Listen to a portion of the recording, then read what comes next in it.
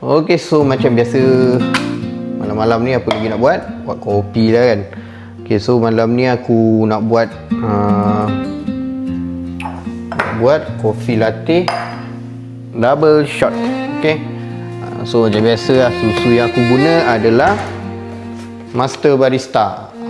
Okay, sebenarnya susu ni, kalau siapa-siapa yang tak ada mesin kopi tapi nak rasa macam kopi yang dibuat macam dekat kedai, so boleh cubalah guna susu ni susu ni aku pun memang tiap memang selalu lah aku akan restock bila dah habis dan nak habis aku akan restock.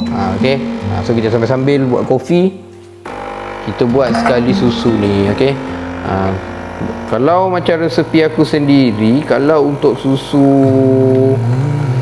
untuk buat latte sejuk, aku tak steam pun susu ni. Walaupun sebenarnya kalau ikutkan kena steam kan, tapi aku tak steam lah. Sebabnya dia menjimatkan masa aku. Okay, so aku nak rasa rasa kelapa lah.